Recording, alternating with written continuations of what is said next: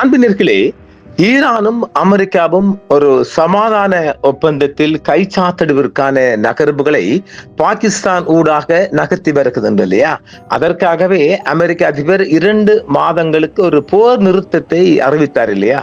அந்த வகையில போரை முடிவுக்கு கொண்டு வருவதற்கான அமெரிக்காவின் முன்மொழிவுக்கு ஈரான் தனது பதிலை பாகிஸ்தானுக்கு இன்று கொடுத்திருக்கின்றது.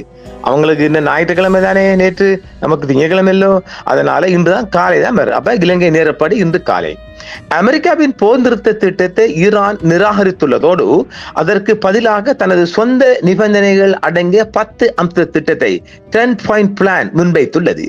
ஈரானின் பதிலில் இடம்பெற்றுள்ள முக்கிய கோரிக்கைகள் ஒன்று போர் இழப்பீடு. அமெரிக்காவினால் ஏற்பட்ட சேதங்களுக்கு முழுமையான போர் இழப்பீடு இது எப்படி இருக்குது வழங்கப்பட வேண்டும் என்பது முதலாவது கோரிக்கை. இரண்டாவது கோரிக்கை என்ன? ஹார்முஸ் நீரிணை அதிகாரம், அதாவது ஹார்முஸ் ஸ்ட்ரைட் ஆஃப் ஹார்முஸ் நீரிணை மீதான ஈரானின் முழுமையான இறையாண்மை அங்கீகரிக்கப்பட வேண்டும். இரண்டாவதாக. மூன்றாவதாக, ஈரான் மீதான அனைத்து பொருளாதார தடைகளும் உடனடியாக நீக்கப்பட வேண்டும். நான்காவது, முடக்கப்பட்ட சொத்துக்கள். வெளிநாடுகளில் முடக்கி வைக்கப்பட்டுள்ள ஈரானின் நிதி மற்றும் சொத்துக்கள் விடுவிக்கப்பட வேண்டும். பெரியொரு இசுதான். ஐந்தாவதாக, பிராந்திய அமைதி. ஈரான் மீதான போர் மட்டுமின்றி லெபனான், ஈராக் மற்றும் யெமன் ஆகிய நாடுகளிலும் நடைபெற்று வரும் மோதல்கள் முழுமையாக நிறுத்தப்பட வேண்டும். ஆறாவதாக, அணுசக்தி விவகாரம். அணு ஆயுதங்களை உருவாக்க மாட்டோம் என்ற உறுதிப்பாட்டை வழங்க தயாரான ஈரான் கூறினாலும் செறிவூட்டப்பட்ட யுரேனியத்தை அகற்றுவது அல்லது அமெரிக்கா கைப்பற்றுவது போன்ற கடுமையான நிபந்தனைகளை ஈரான் ஏற்றுக்கொள்ளவில்லை. தற்போதைய நிலை என்னவாம்? ஈரானின் இந்த பதில் முற்றிலும் ஏற்றுக்கொள்ள முடியாதது, டோட்டலி அன்அக்செப்டபிள் என அமெரிக்க அதிபர் டொனால்ட் ட்ரம்ப் தனது சமூக வலைத்தள பதிவில் உடனடியாக நிராகரித்திருக்கின்றார். ஈரானின் பதில் ஒரு சரணடைவு ஒப்பந்தம், அதாவது சரண்டர் அக்ரிமெண்ட் போல இருப்பதாக ஈரான் அரச ஊடகங்கள் விமர்சித்துள்ளதால் தற்போதைய போர் நிறுத்த முயற்சி மீண்டும் சிக்கலுக்குள்ளாகியுள்ளது என்றும் இந்த போர் நிறுத்தம் தொடராது என்றும் சொல்லப்படுகின்றது. அப்ப நீ வா சண்டைக்கு என்ற மாதிரி தான் மத்தியஸ்தர். அமெரிக்காவுக்கும் ஈரானுக்கும் இடையில் மத்தியஸ்தராக செயல்படும் பாகிஸ்தானிடம் நேற்று ஞாயிற்றுக்கிழமை ஈரான் உத்தியோகபூர்வமாக தனது பதிலை வழங்கி இருக்கின்றது. பரிமாற்றம். பாகிஸ்தான் பிரதமர் ஷெஹபாஸ் ஷரீப் மற்றும் அந்நாட்டு அதிகாரிகள் ஈரானின் இந்த ஆவணத்தை பெற்றுக் கொண்டதை உறுதிப்படுத்தியுள்ளனர். பின்னர் இந்த பதில் பாகிஸ்தான் மூலம் அமெரிக்காவுக்கும் ட்ரம்ப் நிர்வாகத்துக்கும் உடனடியாக அனுப்பி வைக்கப்பட்டிருக்கின்றது. இன்று இரவே இதற்கான அடுத்த கட்ட நடவடிக்கையும் தெரியப்படும் என்றும் சொல்லப்படுகின்றது.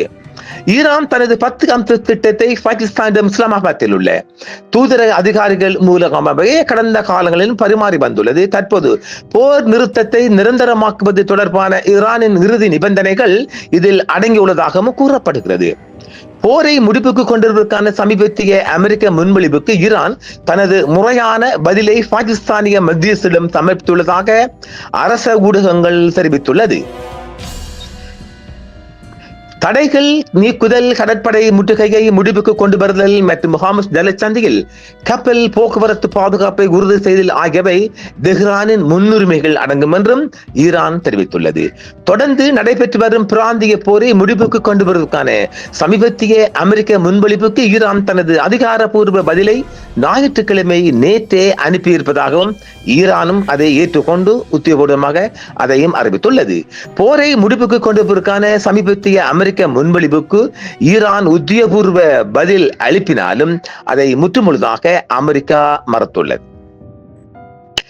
அரசு சாரா நிறுவனங்கள் செய்தியெல்லாம் வெளியிட்டு வருகின்றாலும் எதிர்காலத்தில் எந்த ஒரு அரசியல் ஏற்பாட்டின் கீழும் ஈரான் மற்றொரு தாக்குதலை எதிர்கொள்ளாது என்பதற்கான உத்தரவாதங்களை தெஹ்ரானின் பதில் கோருகிறது.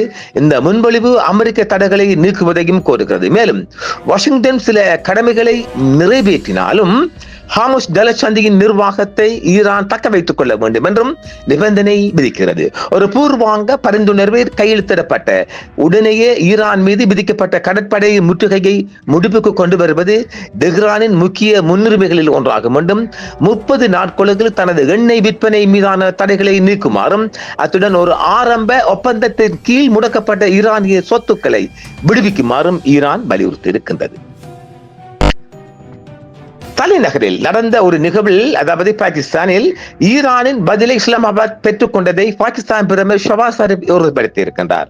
தற்போது ஈரானின் பதிலை நாங்கள் பெற்றுக் கொண்டதாகவும் பீட் மாஸ்டர் எனக்கு தெரிவித்தார் என்றும், நான் மேலும் விவரங்களுக்குள் செல்ல முடியாது என்று அவர் பாதுகாப்பு படைகளின் தலைவர் ஆஷிம் முனீரையே குறிப்பிட்டு உள்ளூர் ஒளிபரப்பு நிறுவனமான ஜியோ டிவியிடம் தெரிவித்திருக்கின்றார்.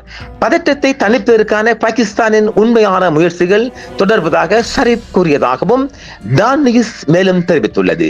பிப்ரவரி 28 அன்று ஈரான் மீதான அமெரிக்க இஸ்ரேல் நடத்திய தாக்குதலுடன் தொடங்கிய இந்த போர் ஹாமுஸ் ஜலசந்தி மூடப்பட்டது உட்பட பரவலான பிராந்திய சீர்குலைவை ஏற்படுத்தியுள்ளது. பாகிஸ்தானின் மத்தியஸ்தத்தில் ஏற்பட்ட போர் நிறுத்தம் ஏப்ரல் 8 அன்று நடைமுறைக்கு வந்தது. பின்னர் அது அதிபர் ட்ரம்பால் காலவரையின்றி நீடிக்கப்பட்டது.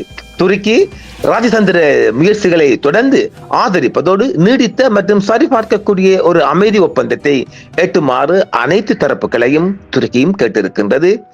இப்பொழுது அமெரிக்கா இதை ஏற்றுக்கொள்ளாமல் ரிவ்யூஸ் பண்ணியுள்ளதால் மீண்டும் போருக்குள் இரு நாடுகளும் நுழைவதற்கான மிக அதிக வாய்ப்பு இருக்கின்றது. பார்க்கலாம்.